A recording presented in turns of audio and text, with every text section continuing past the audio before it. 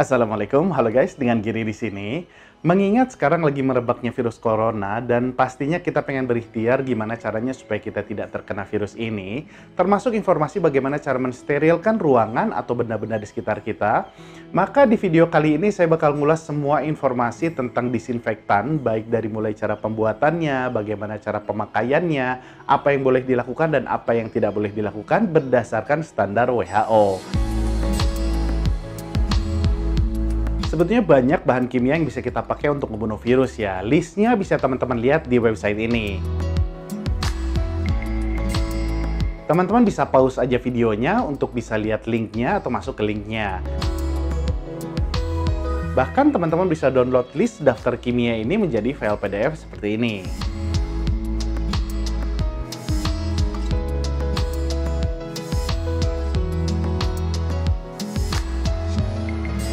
Tapi yang paling gampang, kita bisa pakai bleach atau pemutih yang dicampur dengan air yang biasa kita kenal sih mungkin Baiklin ya di sekitar kita.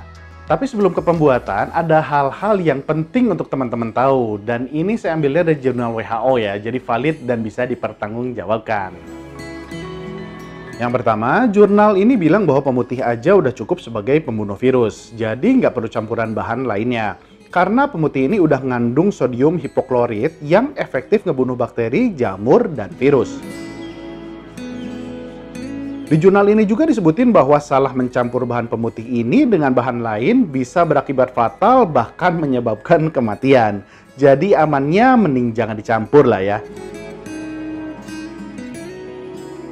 Lalu yang kedua, cairan ini terbilang berbahaya bagi tubuh, baik kalau terkena kulit, mata, atau masuk ke pernafasan. Jadi pastiin saat kalian bikin atau nyemprotin disinfektan ini, yang pertama, gunain masker dan kalau bisa pelindung mata pada saat teman-teman bikin ataupun semprotin disinfektannya. Dan jangan lupa juga hindarin menyentuh mata pada saat penyemprotan. Yang kedua, pastiin kalian bikin dan nyemprotin cairan ini di ruangan dengan aliran udara yang baik. Artinya teman-teman bisa buka dulu jendela atau pintu ruangannya biar nggak ketutup. Lalu hal kedua yang penting teman-teman tahu adalah saat teman-teman nyemprotin disinfektan ini, pastiin teman-teman biarin dulu selama 10 menit atau lebih. Karena proses mematikan virus oleh disinfektan ini butuh waktu sekitar 10-60 menit. Yang ketiga, perlu teman-teman tahu bahwa cairan pemutih ini bisa ngebuat korosi pada besi dan merusak permukaan yang terdapat cat di atasnya. Walau kalau saya coba sekali baik ke besi atau ke dinding atau ke permukaan yang ada catnya sih ya nggak luntur sih. Mungkin efeknya kalau penggunaannya intens dalam jangka waktu yang lama ya. Lalu yang keempat, sodium hipoklorit ini bisa ngeluarin gas berbahaya jika terkena matahari. Jadi pastiin teman-teman jauhin dari sinar matahari. Yang kelima, sodium hipoklorit ini mudah kadaluarsa. Dan semakin panas tempat penyimpanan, akan semakin mempercepat proses kadaluarsanya. Karena itu nggak perlu nyetok banyak-banyak lah ya. Karena selain kita butuhnya hanya sedikit, bahan ini mudah juga kadaluarsa. Selain itu, usahakan kita gunain cairan disinfektan ini maksimal sehari setelah kita buat ya. Biar efektif hasilnya. Kan gak lucu, kita udah capek-capek bikin, udah capek-capek nyemprot, kita pikir udah aman, padahal efek disinfektannya udah hilang dan virusnya jadi nggak mati. Yap, itu tadi 5 informasi yang penting untuk teman-teman tahu sebelum ngebuat dan menggunakan disinfektannya. Kalau untuk ngebuatnya sih gampang banget ya. Kita tinggal hanya perlu campurin aja Baiklin-nya dengan air bersih. Kebanyakan pemutih mengandung 5% sodium hipoklorit, termasuk Baiklin ini yang mengandung 5,25% sodium hipoklorit. Sehingga campuran yang dianjurkan WHO adalah 1:100. Artinya untuk 1 liter air cukup pakai 10 ml aja.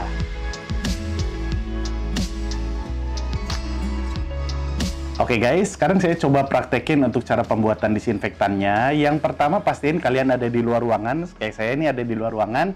Yang kedua gunakan pelindung, bisa jadi masker. Dan kita pakai dulu maskernya. Karena baunya cukup menyengat dan cukup berbahaya kalau emang terhirup oleh hidung kita. Dan yang kita butuhin hanya Baiklin aja. Di sini saya punya yang 1 liter dan wadahnya atau untuk media penyemprotannya yang udah saya isi air sekitar 1,5 liter. Yang seperti tadi saya bilang bahwa campurannya adalah 1:100, maka untuk 1,5 liter ini dibutuhkan sekitar 1,5 tutup botol, karena tutup botol ini bisa ditakar sebagai 10 ml. Artinya kita butuh 1,5 tutup botol yang langsung kita masukin aja.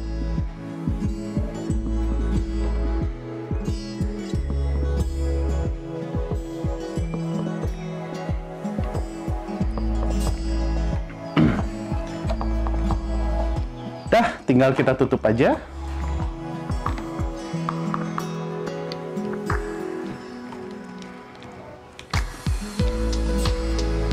Dan kita kocok penyemprotnya. Beres. Jangan lupain untuk cuci tangan setelah prosesnya selesai, sehingga tangan kita terhindar dari rasa gatal atau hal-hal yang tidak nyaman.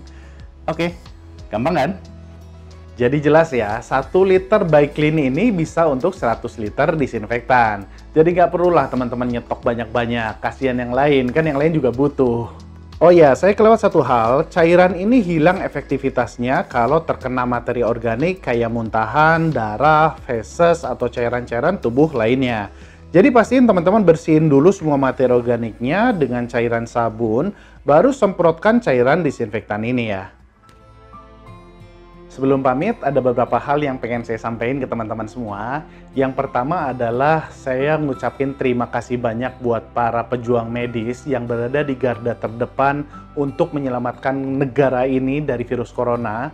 Mudah-mudahan semua kebaikan dan amal baik teman-teman semua diganjar oleh Allah dengan kebaikan yang sebaik-baiknya.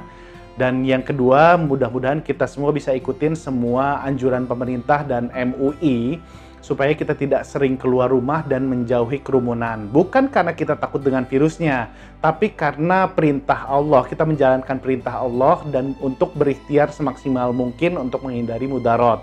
Dan yang terakhir, mudah-mudahan kita semua bisa meningkatkan jiwa empati kita terhadap saudara-saudara kita. Janganlah kita menimbun barang, kalaupun mau nyetok ya secukupnya aja, sisain untuk yang lain juga, karena yang lain juga butuh. Lalu jangan sampai kita mengambil keuntungan dari kondisi seperti ini, dari kesengsaraan saudara-saudara kita.